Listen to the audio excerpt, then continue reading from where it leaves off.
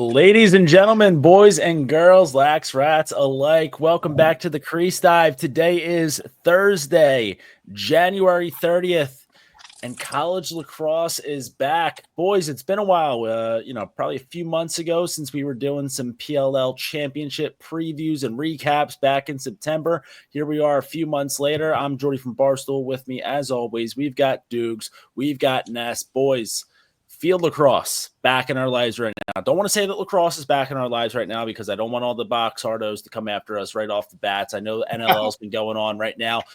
I'm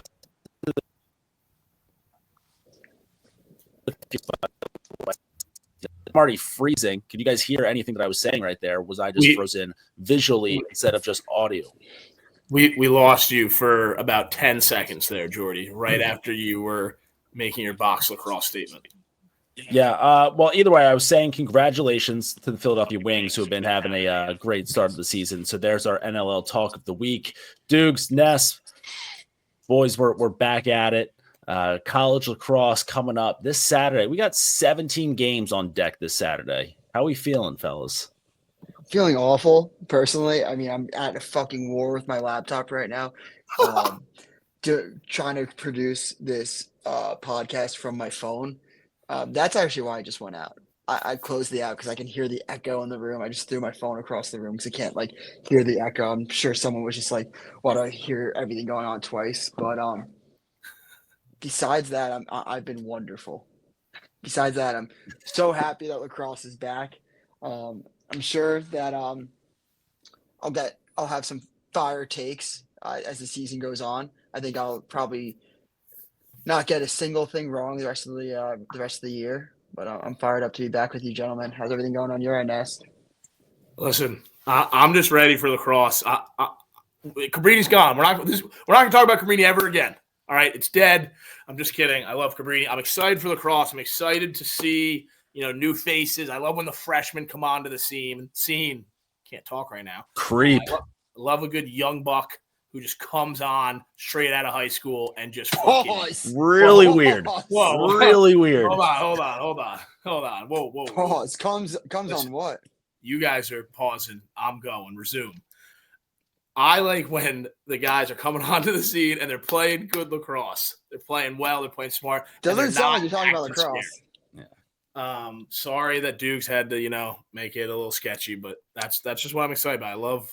We're here for lacrosse. Nest is here for the young bucks coming out strong. All right, whatever. Fuck you guys. Lacrosse is back. Happy to be back. Love the fans. Love everyone else except Dukes and Jordie. It was, listen, there's a lot of stuff to love about college lacrosse. I don't know if I would have led with kids coming fresh out of high school being the thing I'm the most amped up about, but there is a lot to love about it. Now listen, I do have to be honest with everyone listening right now. And I think, I don't know, Doogs and Ness, you guys might fall in the same boat as me right now, but it takes me a little while to get the engine really going. I'm excited the lacrosse season is here, but it takes a while for the brain engine to get into college lacrosse mode, especially, listen, Philly guy, right now, all of my attention is directed at February 9th down in New Orleans, Eagles, Chiefs, Super Bowl. So it's tough for me right now to find the bandwidth in this noggin of mine to also juggle in some college lacrosse. So as far as the takes go this week, we're preheating the oven, right? So right now, I wouldn't stick anything in the oven right now. It's not quite warm enough to get cooking. So don't expect anything. I know that you guys all come to the Crease Dive for just some top-notch analysts of the game. The ins and the outs, the X's and the O's, but so just bear with us here as we get ourselves easing into the season. Yeah. Also, I would it's kind of fucked up. Neither of you, we're 4.5 minutes into this episode. Neither of you have congratulated me on the Eagles being NFC champions. I was going to congratulate you. I was going to say I would like to be the first to congratulate you, but now that you're asking for the congratulations, that's it. I'm not going to say anything. I'm not going to congratulate you on the birds. I'm just going to congratulate you on just, being here ready to have fun. I'm just excited to see Jordie. Go ahead. I'll be the first to congratulate you on lacrosse season being back. All right. We're congratulations session is over because it's no longer fun because Doogs put his hand up right when I started talking, and so just whatever. He's already a big dog in me. I can already feel it. It's gonna kick me. I was there. I was there to congratulate you. I remember we were doing. It might have been PLL semifinals preview show right after week 1 of the NFL season. We got on here. All 3 of our teams were 1-0 to start off the season. I congratulated both of you guys on starting off 1-0. And now here we are all these months later. Your teams are both losers. Neither of your teams are still playing right now. You guys, Patriots, what a mess they are. I think Jared Mayo about to start suing Belichick, or not Belichick, suing Robert Kraft. I don't even know what you have. But I don't know. I was there to congratulate you guys when you guys started off 1-0, and to see you guys both being spiteful right now as the Eagles are gearing up for another crack at a Super Bowl. Just it hurts me to my core. But I'm gonna be able to persevere here because that's what we do. I'm not being spiteful. I thought this was like expected. That's why it wasn't a congratulations. Job's not finished. I'm on the Eagles this week. And you're trying to push me to the Chiefs. Talking about this, you bringing up the Steelers, you bring up the Patriots. I mean, I could see Doogs being against the Birds this weekend. Why? But I could also see him like really hating the Chiefs. But I don't know his personal. I don't know that. I'm on the Eagles. For anyone listening, I'm a Bird coming up February 9th. I have no animosity to the Birds at all. Honestly, I thought you might have a little because of the Soupy. No, we also beat them in a Soupy. Yeah, I mean, you have 1,000 of them, so it doesn't surprise me that like one loss doesn't bother you at all. I think Eagles fans think that the Patriots think about that Super Bowl when that's probably like the last Super Bowl I ever think of. I bet you the person who thinks about the most is Brady. Of anyone in the world, he probably thinks about the most just because he's such a sicko. I doubt he. I don't know. I do think getting it the year after just kind of not completely canceled it out. It does. Getting it the year after was definitely. And the Giants Super Bowls were way more heartbreaking. Yeah. So like even out of the losses, it was like not even like the one that we think about the most. It's fair. It's very but fair. Going off that, also Jeffrey Lurie, he's going to be my basketball owner. So of course I love that. I'm all on board on that move right now. There's not a single person in America who hates the Philadelphia 76ers more than me right now. Cannot stand that organization, ownership, complete joke. This is America's #1 anti-Josh Harris podcast. There's not another podcast out there that is going to hate that weasel more than the Crease dive. So yeah, I'm all for Jeffrey Lurie buying the Celtics and just pummeling the shit out of the Sixers for as long as Josh Harris owns the team, and then maybe Josh Harris can sell it to Jeffrey Lurie. But going off of the Super Bowl, though, we've got the Chiefs eyeing up a three-peat in the Super Bowl. And as we head in, how about that transition to get us back on topic here? Yep, veteran of the game. We've got Notre Dame eyeing up a three-peat in college lacrosse. So we've got 70-some teams all coming into the season sick and tired of the Notre Dame Fighting Irish winning on Memorial Day. A lot to talk about maybe before we get to those championship predictions. But I mean, should we just get that right out of the way, or should we either way predictions? Not championship predictions, but it's kind of a championship prediction if you say yes. If you say no, maybe not so much. But will we see a three-peat this year? Probably the first three-peat since probably a Princeton in the 90s, I would imagine. Yeah, I think it has to be. Yeah, I'm going. They're going to three-peat. I was on this train last year. I think that they three-peat. Yeah. I do not. I mean, I just think there's so many loaded teams. I think there's teams that are were right there with them last year. And I think Notre Dame lost their two best players. And I just think it's so hard when your two best players are generational best players, I think it makes it a little harder to recover from. And I just don't see them getting over the hump again. I agree. That's a fair point. I think that obviously the questions in goal are huge. Do I think the dip-off's going to be astronomical? No. Do they still have Sean Light, who I think is going to turn out to be like a Schmeiser award winner possibly this year as a sophomore? Yes. Do they still have Jordan Faison? Yes. Do I think that like Chris Kavanaugh and Jake Taylor will be able to carry the load into like still having like a potent offensive attack? Yes. Do I know everything about Notre Dame's the ins and outs? No. No, not even close to it. But I do know the foundation is there. I think that even like when I was still really tapped into like the lacrosse circuit last year with the transfer portal, like there's some key additions that they had that like I'd probably have to look into more. That like we'll see what they're like. The thing about also the transfer portal era, as it, like when you're watching college football, college basketball, and even like with college lacrosse, it's like it's one of those things that's like you could research all you want in the preseason. You just have to go out and just like see these guys play for the first couple of weeks to see like what's really like cute. Like you see like a guy like Charles Balsamo from going from Duke to Virginia. Like how will that transition be? Like I don't know. Just you kind of have to wait and see with these things. But I do like what Notre Dame has, and I think at the very least we will see them at championship weekend. Yeah, I think it's been. I've been seeing more and more people just being like, yep, like national champion pick, Notre Dame, like no question. And I get the aspect of that where it's like, fool me once, shame on me, fool me twice. Like you can't get fooled again.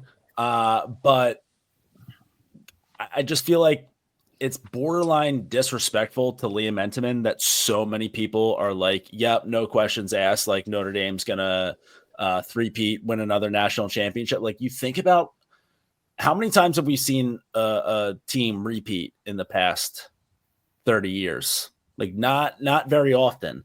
So it's already hard enough to repeat. You think about, you go into that season, everyone's gunning for you. You're hunted every single time you're on the field.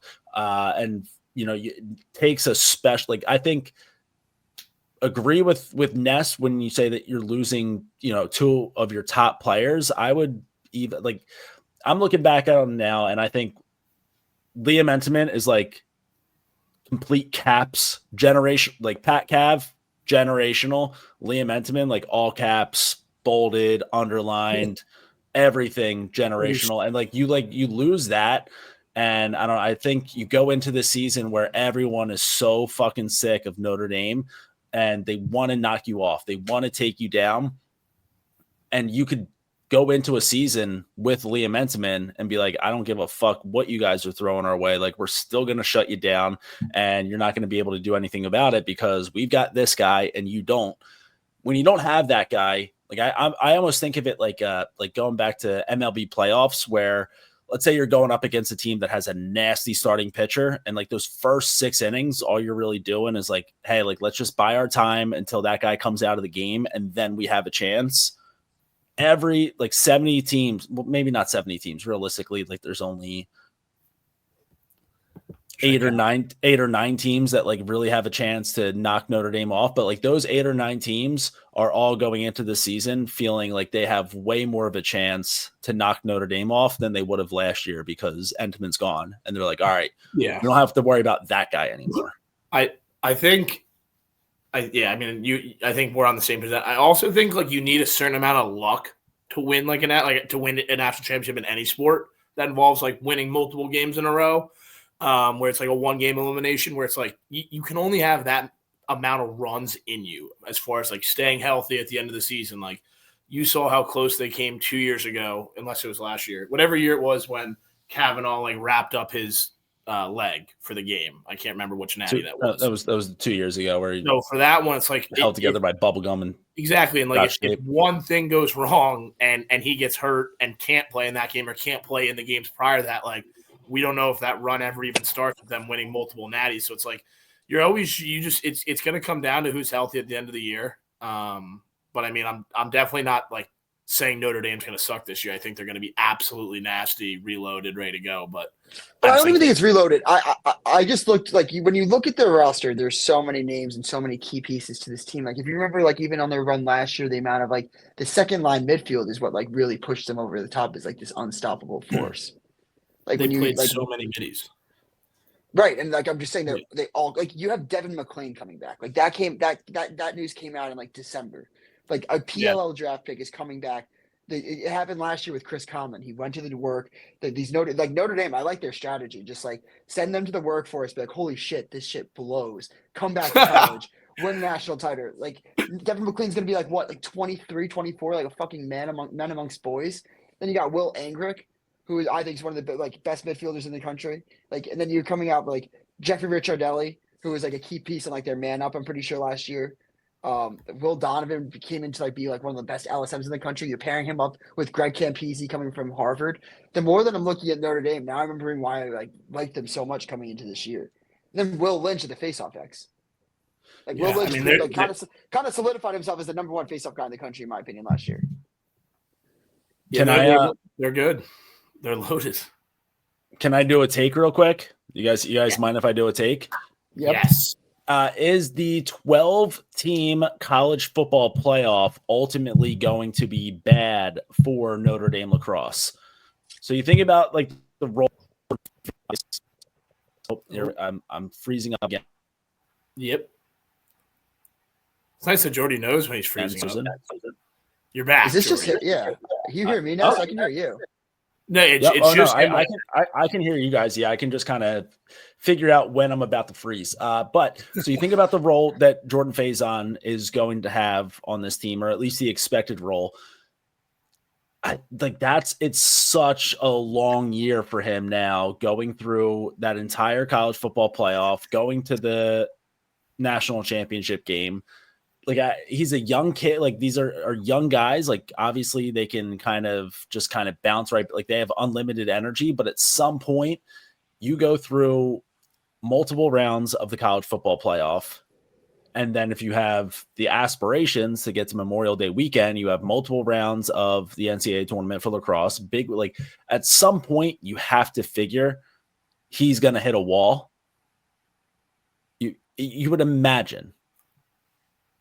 I think Travis Hunter exists, so I don't even know what to talk about. I think you're right. I think it's going to affect them, but I think like an easy answer that I would assume they're going to do is like, I feel like he didn't. I mean, I know he played obviously like a significant role in the team, but he wasn't playing, middies in general. I feel like if you're like the way February games is like he's not going to get the amount of minutes that like a number one midi would on a team that's not rolling 2, maybe 3 lines out.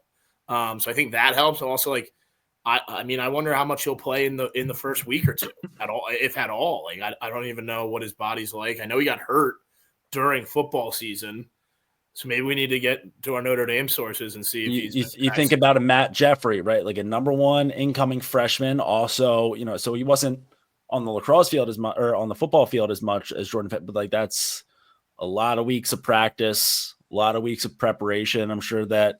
The weeks leading up to the national championship or, long days in the film. Like, so, and that's a freshman coming in. So, and you figure he's probably expected to have some sort of a role with Notre. So I'm just saying 12-team playoff with that extended schedule for college football might not be as great for Notre Dame lacrosse as having those 2 sport athletes were previous, at least if Notre Dame is going to keep making runs in the college football playoff.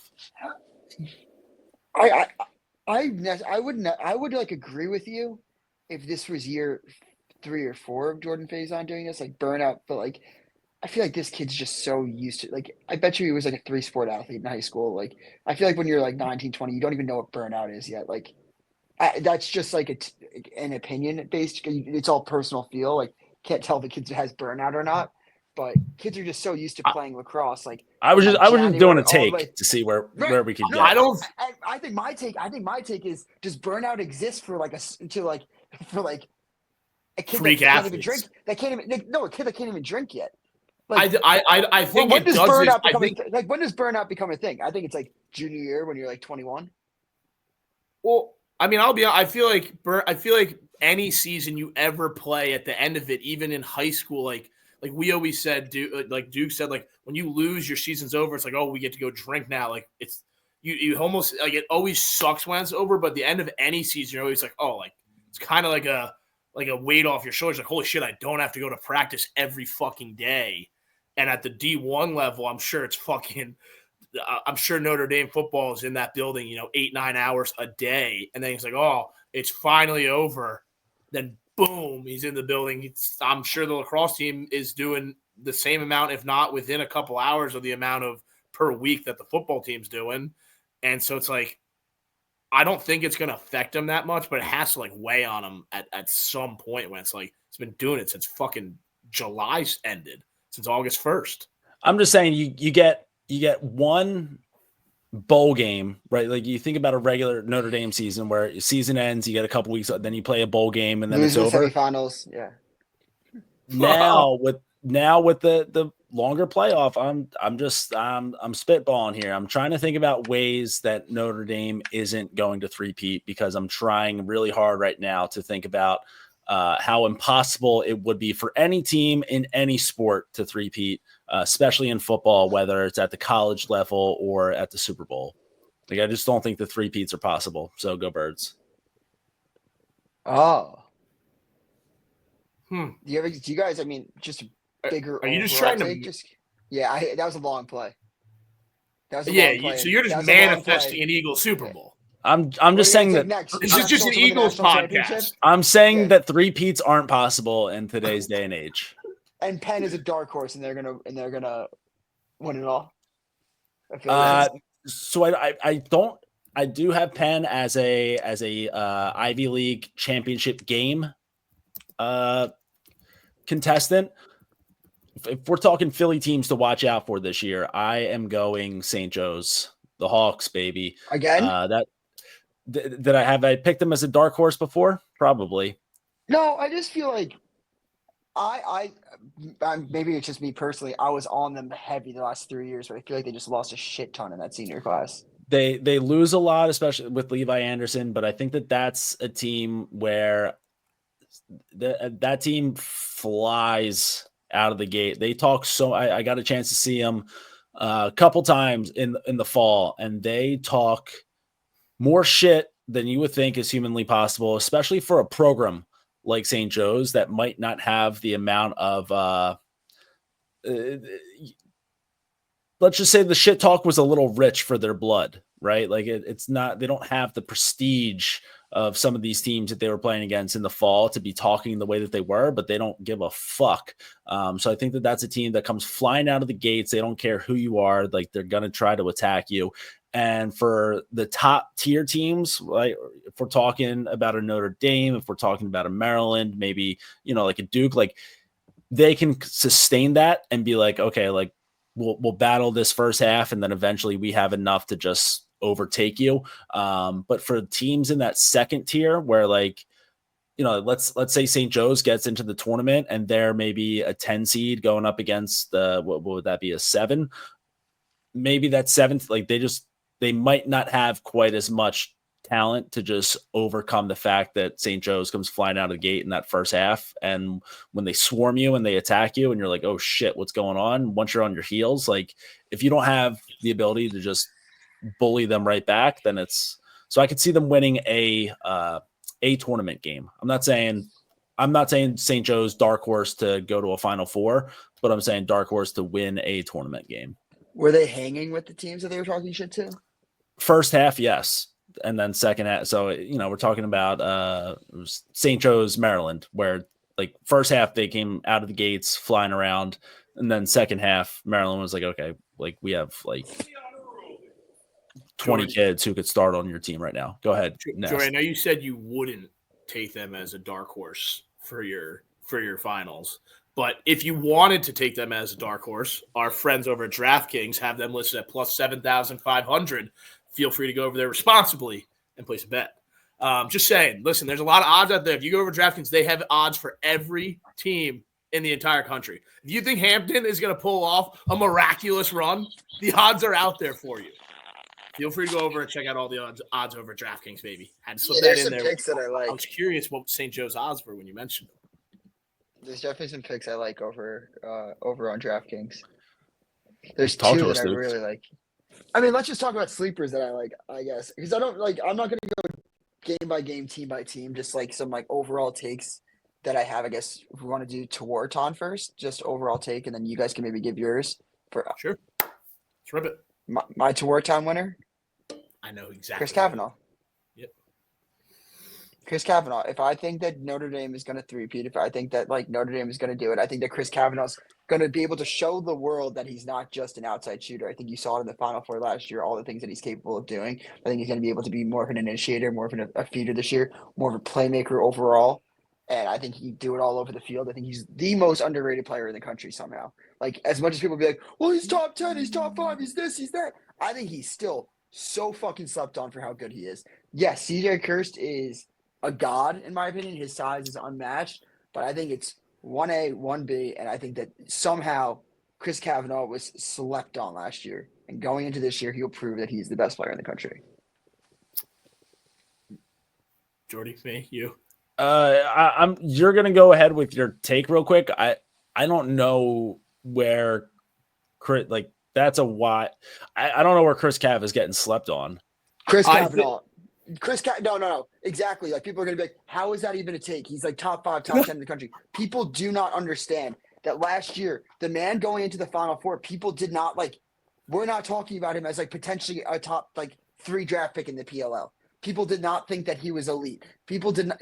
Jordie, the revisionist history is going to be insane here, but these were conversations. I don't think he was slept on the way Doogs is saying. I think that it was just all the attention was going to his brother, and I think it made it seem like, because of how much attention Pat Kavanaugh was getting, as far as like it went outside of lacrosse, with just I think everything.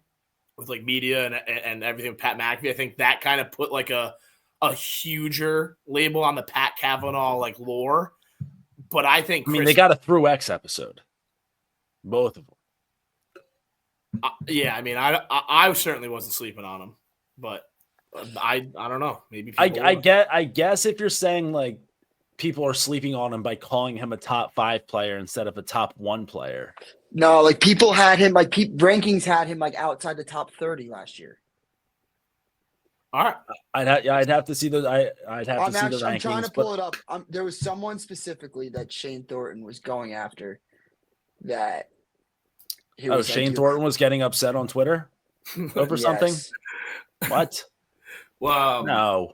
Well, all right, go ahead. While you're looking that up, I think Doogs is right about the 1A, 1B. I think Kavanaugh is like just I think he's in the same class as Curse. I think they're in their own class, their own tier, whatever you want to call it. I do think Curse is a little bit better, and I do think kind of like he's been building up, and like he's just due to finally win it. I know people could say the same thing about Kavanaugh, but my prediction, my take, is simple and easy. Chris Kavanaugh or CJ Curse is going to win the Tewaaraton. That's a nice safe take. No one ever said we had to pick one. But yeah, so it's going to be one of those two guys. I really do not think there's going to be a third guy to come out of the woodworks and be on that same level. But I do think it's going to come down to like it's going to be like the stats are going to be similar. The season's going to be similar. It's just going to come down to who gets that last vote. So got to do a sleeper one? Yeah. Yep. Well, sorry, I just want to Owen Duffy. Ooh, it's a great call. Nasty. And I'll parlay this after Jordie talks. I think Owen Duffy that's a great call. I think that he is going to be probably the second best player. No, maybe the third best player in the ACC this year. So you figure Chris Cav up there, Owen Duffy. My Tewaaraton pick, I got to go with it. I don't feel great about it. I don't feel until I saw the haircut, until I saw the mully. This is a dangerous, dangerous Joey Spallina coming into this college lacrosse season. Listen, my brain does say CJ Kirst. I think that he's like just built to be like the overall best lacrosse player out there. I think, we saw him at the indoor world championships where he was unbelievable playing against men. But we also saw Joey have a great tournament with USA there. So, one of the only, I guess, 2 college kids to play on that team. I think this year you get probably a little bit more Trey Deer involved with Syracuse's offense, which we've seen when they're playing with the Orangeville Northmen. Shout out to all the Canucks up there talking a little junior A box. Trey Deer and Joey Spallina, that combination, absolutely ruthless against defenses up in junior A box. So you get him involved a little bit more. I think that when we're talking stats, if this comes down to who puts up some of the biggest numbers, Joey Spallina is going to be right there with CJ Kerr, is going to be right there with Chris Cav. And I think that, like every year with the Tewaaraton, it all comes down to who can get the job done on Memorial Day weekend. And I think this is a year where Syracuse is right up there with the big dogs. So I'm Cuse going is back. I'm going Cuse is back, Joey Spallina, Tui. Maybe not Cuse is back to win the national title, but they're Final Four bound. That's a Jordie guarantee. Never been wrong. They're also just found out. I just did some digging on his tweets. One, Chris Cav was an honorable mention in last year behind, what was that, 3, 6, 9 attackmans. Wait, he was an honorable mention of the 2024 season. Yes, which I think is disrespectful. I think it puts me right in that tier of being like, you're really good, but I think you were still even slept on what you did last year. And Inside Lacrosse ranked him as the 14th best attackman going to the season last year, which I still think was too low. That was more my point of it all. And you have to take away like 4 or 5 of the seniors. I also think he took. I mean, yeah, you're right. You just to be clear, you were right. But I also think he took such a big step last year that he solidified himself to be where we're talking about. But I think the step was really in that championship weekend where narratives and everyone's watching, eyeballs on the game. It's like Kirk Cousins playing in primetime. Kirk Cousins sucks in primetime. Everyone's like, oh, Kirk Cousins sucks. Kirk Cousins didn't suck throughout his career. Just when everyone watched him, the guy sucked. When Chris Kavanaugh, everyone watched him on national television and they weren't playing fucking Detroit Mercy. Like, holy shit, this guy played out of his balls. Wow. Absolute stray for the Detroit Mercy listeners. That's crazy. The Detroit demographics just went down 5%. I mean, yeah, whoever's listening out in Detroit, like Nestler apologizes on behalf of Doogs. That was crazy. There goes our Ford ad read. So I got 5 teams I'm keeping my eye on hard. Or I might do 6. Can I do 6? Yeah, do 70. Notre Dame. List your rank all 70. These are teams that like all differing where these are going to be just teams like let's just label these Doogs' teams. Notre Dame, Cornell, no surprises there. Harvard. Harvard, I think, is going to be sneaking very, very good. I think this is Sam King's year. I said this last 3 years. This is finally going to be it. North Carolina and Joe Bresci are back. Wow. I'm buying all the stock on Owen Duffy and Paul Martin possible. What happens if they lose like a game or two earlier? Are you going to immediately call for coach's head again? Or are you with them for the season? I think Owen Duffy is so good that it's actually going to hurt the state of where North Carolina lacrosse will go in the future because they're going to convince themselves that Joe Bresci is still a good coach. But Owen Duffy is that good that he will save this man's job. That's how good this kid is. I mean, I respect the hell out of it, Dukes. Taking over 7.5 wins plus 125 on the DraftKings Sportsbook. Yeah, I do love the North Carolina call. Said that a couple times now, especially after your Owen Duffy dark horse call. I think that's a program where it's like North Carolina is cyclical, right? Where, like Virginia, although they did have those few years where like they couldn't buy a win in the ACC tournament, but like Virginia, we know is always at the top. Duke always at the top. North Carolina kind of has those swings. I think that they got to be on the swing back up. I think that this year's ACC is, I would call it wide open, and I'm not trying to disrespect the 2-time champs, but I just think with no Schellenberger, no O'Neal, no Liam Entenmann, like it's just a completely brand new landscape in the ACC.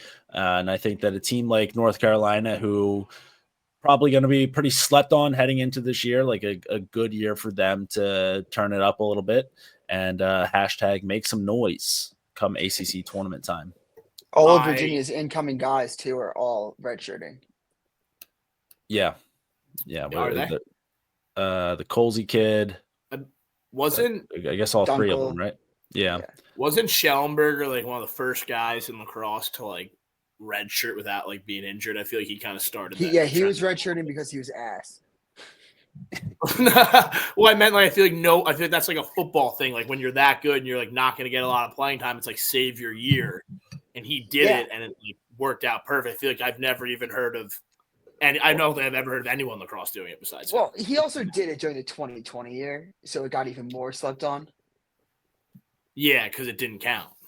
Right. Was he not? No, he was there in 2019. I thought that he redshirted that year in 2019 when they won, but he was maybe that could be wrong. 2022. Yeah, not a math guy. No, maybe it was 2020 because if 2020 was original, did he play 4 full seasons? His first year as a freshman, he won the first year as a full season as a redshirt freshman. He won it all in 2021. Yeah, then he redshirted in 2020. I think 2020 is when it came off after the championship. Yeah, so his redshirt year meant nothing, but still he was trendsetter, market, Shelley. Another Doogs team. I think this is 4 or 5. I think this is 5 or 6. Providence. Of course, they're always there though. I am taking them to make the Big East. I am taking them to make the NCAA tournament this year. Georgetown over 9.5 wins plus 135. I'm all in on the Hoyas. I think the year that you expect them not to do it is the year that you expect them to do it. Few will understand, but as soon as you don't have all the high honchos, you're not transfer portal university, you don't got all these guys coming in, and it's just good lacrosse. I fucking love Aiden Carroll as a player. Give me Georgetown over 9.5 wins. I think also Denver sneaky, not sneaky. They might be a championship weekend team for me. I have to condense this list into 4 Final Four teams, but these are 6 to 7 teams that I'm keeping my eye on throughout the entire season. Are we talking the team that was just in the Final Four? Sneaky Final Four pick? Yeah. They have decals on their helmets. That is true, but they have decals on their helmets now. So is that going to make them better? I personally think that that'll make them better. I think, listen, I mean, they do probably – they recruit a lot of gritty guys, a lot of Canadians. So, maybe not guys who are quite as flashy, but I think, you show up to a game day with no decals on your helmets. Like, you got to be feeling like at some point you got to be like, guys, like, what are we doing here? Like we've got a fucking equipment manager over here who's doing dick all. He's not doing a goddamn thing, and he's still collecting a paycheck. Like, put some fucking decals on their helmets already, buddy. So, I think decals on the helmets could make Denver an even spicier Final Four pick this year. Lehigh is another mid-major that I'm kind of keeping my eye on, and one team that I'm selling, Towson. I don't like trend. I think they're too trendy now. Fair enough. So good. Too trendy. Are you gonna take their under wins? No, I got balls in now. No. I'm not gonna do that. But yeah, that's just like what I'm looking forward to this year. I have a Jordie's guy this year. Okay. That might surprise a lot of. I'm going to be a Tambo guy this year. I think I've spent too much time trying to fire Jeff Tambroni. I think I've kept him on the hot seat for too long, and just kind of like how you can't take like a flamethrower to a Twinkie and torch it to death. Like Tambroni has survived the hot seat for so long that I think I think I got to turn around and be a Tambo guy this year. So big one for Penn State coming up this weekend against Colgate. I think Colgate might be a pretty solid team this year. So if Penn State can come out and smack around Colgate right out of the gates, that'll let us know what we're in for the TJ Malone-less Penn State University Nittany Lions. Also, big Saquon. I've never been a Penn State guy before, but Saquon has really turned me around on that entire university. So go Birds. Yep, just another way to throw in just an Eagles podcast. You want to call Max? Get him on. Probably not going to be the best year for Hofstra, I'd imagine. I don't know. Doogs. Yeah, I think Long Island guy. I think that I'll go to some games. A I Hofstra wonder player. if I'm a Seth Tierney guy. I love Seth Tierney, but like at some point when is just graduation rate enough for that program? Like they've had some unfortunate years, just like where they are so fucking elite. But again, it's a CAA where that tournament. I think that's one of the best tournaments to watch. That's like absolute fucking wars, especially when UMass used to be in it. But I wonder. A lot of people are starting to say like he's on the hot seat as a coach. I don't think it's fair to put him there, but people are saying that. I just wanted to come out and say I'm in on Hofstra this year, and not for a reason that has anything to do with their ability to play on the field. When we were there for the PLL this summer, I ran into one of their players while I was responsibly consuming beverages, and I was like, "Oh, where are the lacrosse houses?" Because I know it's sort of a busy area. Their 3 lacrosse houses for Hofstra men's lacrosse are their backyards back up to the field, and that is enough for me to be in on Hofstra. When you're post game after a win, you walk through the parking lot and you're in your backyard with all your boys. Half you have showered, half you haven't. That's enough just to bring the camaraderie through the roof. I'm in on Hofstra this year. So just I like that. I like that. That's good inside information that like you're not going to get that from IL. No, you're not going to get that from Lax.com. That's all right. I'm in on Hofstra now too. I think that's D3. I think like D3. I think they would love to see like their home and away splits this year. Yeah. And one thing we have to keep in mind is every win they get at home, you just got to give like an extra smile because they're like, yeah, we're going to get fucking tanked across the parking lot at our boys' house. But I also have a team that I'm really high on this year that I'll only be high on for 1 year, and then I will hate them for the rest of my life. Villanova University, proud buyers of Cabrini University. I'm taking their over wins.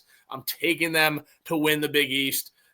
I don't know a lot about them, but I know they got a Cabrini blood on that team. PJ Hewitt, All-American D-Midi from Cabrini. He's going to be getting tick out there. You'll be seeing him on the big screen. But I'll be a big Villanova supporter this year. Watch out for Colin Mickner being a top 20 scorer this year at Villanova. He's a Penn Charter kid. Fair. I'm all in. Also, he caddies at the fuck is the place called? Either way, very high-end country club in the Montgomery County section of the greater Philadelphia area. So kids lights out on the field and can really dial you in if you're looking at kind of a just a greasy little 150 yards out from the pin, maybe not the greatest lie. He'll get you where you need to be. I like a guy like that scoring goals for my team. So Wildcats, let's go this year. All day. Boys, the baby's waking up from a nap right now. So should we real quick hit a couple games this weekend? Maybe really a couple picks. Yep. Let's rip it. Let's see. So, Ness, I believe you have the lines up brought to us by our friends at DraftKings. Make sure to gamble responsibly. Make sure that you're in a legal state and of age. But listen, 17 games on slate for Saturday. A lot of good ones too. Bad news about it, 13 of them are at 12 noon Eastern. So, like, you're really going to have to break out all the screens that you have. Watch a couple on your phone, maybe grab an iPad. Oh, I think we lost Jordie for a second there. He will be returning. And wait. And yep, and we're back. But I think couple big ones here. The biggest one, obviously, is going to be at 2 p.m. So I'm glad that that's a standalone game between Denver and Hopkins. But let's just start off. Ness, bring us up Georgetown and Loyola. This is going to be Georgetown, a certified Doogs team. Georgetown and Loyola. Loyola at Georgetown. Georgetown -4.5 on the spread. Over under is 22.5. I got it pulled up right here. Ness. Yep. Doogs beat my ass there. I was like really excited. I couldn't pounding nails. But just to be clear, I'm gonna take those 4.5. I'm gonna take that 4.5 early in the season. Give me that all day. I don't know. I feel like Loyola hasn't had, a good, I feel like Loyola's, like we talked teams going up and down. I think they've been going down, and, maybe we'll see Loyola come back up this year. So I'll take them first game of the year. Georgetown Doogs? -4.5. Got it. Dick Rider. Yeah, I also like Loyola covering that one for no reason at all. Don't know really anything about Loyola right now, but I do know this is although we did see Georgetown with winning their Super Bowl in February last year against Notre Dame. But something about those first couple, I'm still picturing might have been 2017 Virginia Loyola to start off the season pretty early on. Loyola is one of those teams that I can picture in my head being an early season team, mostly because they over the past few years they've kind of fallen off towards the end, so I'm not really that interested in them. So early season Loyola, give it to me, but I think Georgetown wins, gets themselves going 1-0. Let's go Syracuse Jacksonville. John Galloway heading back up. Just absolutely cooked you there, dudes. Syracuse -8. The over-under. Well, I can't get New York schools. I was going to say, I had a feeling Doogs would have beat me there. Over-under 26.5.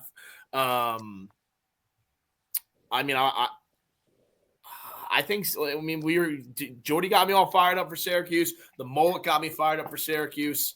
I'm going to take Syracuse -8. I don't love that it's that many points. I feel like Jacksonville can hang around, but maybe just an explosion is due up in upstate New York. So give me Cuse. Ride them early. Give me that over. What was that over at? 26.5? 26.5. Yeah, give me that over. Yeah, and in order for the over to hit, probably going to need Jacksonville to put up a few goals of their own. And I listen, I'm high on Syracuse, but that is a big number. Yeah. And you've got John Galloway going back to coach against Syracuse. So you know that team's going to be fired up. One, because they're going up to Syracuse as a big underdog, so they're already going to be playing with house money there. But two, you're playing for your coach, going back home. You gotta. This is probably the biggest. I would say this is the biggest game on Jacksonville's schedule, and it's February 1st. But this is one that you have to put up your best performance of the year, just for coach, just to make sure that he gets to leave there with his head held high. Maybe that's a 4 or 5 goal loss, but you're going to cover that. You're going to make it close, make it interesting to the end. So I like Jacksonville to cover. But yeah, give me a ton of goals and a lot of them from Joey Spallina. I hate to hold grudges, but Galloway didn't answer my email in 2022 when I tried going back to play lacrosse. So fuck you, coach. Hope you get steamrolled. Hope that plane ride back is miserable. Now I'm all in on Cuse -8. I forgot about that. Did you send it to the right email? No, I did. Okay, I had a guy, Stagnita was helping me out, who was playing there. And now if Galloway ever gets word of this, we can squash it over a beer. But for now, I'm just gonna have to bet against you until either I'm rich or I'm broke. So, real quick, Maryland, Richmond, first game with Logan McNaney wearing the 1. Still not sure how I feel about a goalie wearing number 1 at Maryland, but would love to see Maryland get hot out of the gates here. Richmond's always one of those teams where it's probably not they're always a pesky team. Probably not a team that you want to see right out of the gates. If you're Maryland, where things might still be, you're still trying to find your way a little bit. Maybe you see Richmond a little bit later in the season. Once you really get yourselves humming, it's less of a ordeal, but could be a little tricky out. I don't care what the number is. Maryland's going to win, but I'm interested in what it is. So Richmond +5. Richmond +5. Give me that. The over-under is 22.5. Right now we're 2-1. Doogs pulling up these lines. So that one he had me. I was back on our screen looking at you guys because I missed you guys so much. I'm gonna take the points there. I'm gonna take the 5. Shout out the Spiders. I don't know. Maryland's good. They could win by 15 or it could be a barn burner. So I'm really not confident in any of these, but I'm just picking a side based on who I like better, and I like Richmond better. Any other games in this 12 o'clock slate that stick out to you guys? I know Lehigh Rutgers. That looks like probably a good Lehigh plus 1.5. Love that. That might be my play of the weekend. Wow. I don't have that line here because I'm in Jersey. What's the over-under there? 21.5. I kind of love that over, to be honest. I don't have anything in the 12 o'clock, but just want to make a note. First game of the year, 11 a.m. Don't forget, Manhattan versus Wagner. Manhattan given 6.5. So everyone always loves getting that gritty first game of the year on an hour early. I just love that they do that every year. So I don't know. I think in that game, I'll probably just take the over-under is only 18.5. Manhattan Wagner. That's the lowest over-under of the weekend, I think. By multiple can't imagine why. by multiple goals. I will be on that starting off the year 11 a.m. on the over. I think as a lacrosse community, we should ride that together and just hope for a lot of goals. Get it going. Be a good way to start. And then the standalone 2 p.m. game, Denver Hopkins. Listen, I'm thinking this is potential. We'll see this again, maybe quarterfinal weekend in May. I think that this is a great game to open up with. Usually, what is it usually? Is it usually Denver Duke? Is that first weekend game? I feel like it's been like over the past few years. I think last year was Denver Hopkins when Denver hit the buzzer beater. Right. Yep. Yeah. JJ Solshot was that? Yeah, he scored the last like 5 or 6 goals, and that was when Hunter Chavette came onto the scene too with that fucking load of high. Silky release. Yeah. Just give me all the goals in this one. Over unders 22.5 or over unders 23, and Hopkins is giving 1.5. I'll take the over with you, Jordie. I like the overs this weekend. It's early. Goalies aren't seeing it till middle of February. What about you, Doogs? Was this the Wagner Manhattan game? No, this is Hopkins. Denver? Hopkins Denver. Overs 23. Hopkins given 1.5. Denver plus 1.5. Okay. Denver plus 1.5 at home. Altitude? Yeah, Hopkins traveling west. I'll be in Colorado too. Come on. You're gonna be boots in the state? I'll be in Aspen, baby. Boots in the state. Good for you. Yeah, Hopkins traveling west scares me a little bit. So I might have to give me the goals, right? The ball's still going to be flying around out there, but I like Denver in this one, even though I'm big on Hopkins this year. Ness, I know when we were talking before we were recording, you're also big on Hopkins this year. So don't want this weekend to change my mind on that unless it's an absolute shit pumping. But tough way to start the season having to fly out there for Hopkins. So give me Denver and all the goals. People shoot faster up in that altitude, like kind of how they kick footballs farther. I feel like you would have to, right? There's like less air to stop the ball from picking up speed. I don't know. I don't know much about altitude, but that seems like it would be the case. Over. Here we go. I love it. We're here, fellas. We made it. We made it to lacrosse season. Snuck up on us. Hey, how you doing?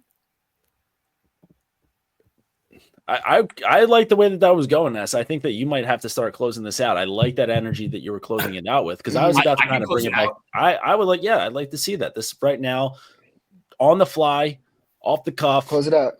Close this out, Ness. That was great energy. I love that. I can close out. No problem.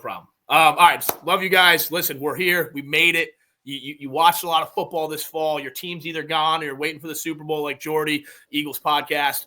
But we made it. Get your bets in responsibly on DraftKings. And start following the Crease Dive on all socials. Follow Doogs and Jordie. Don't be afraid to follow Nest. And CJ Kirsch to win the Tewaaraton, baby. Let's go have some fun. Jordie, I think you guys say it, though. Let's keep it low to high till the day we die. We out, boys.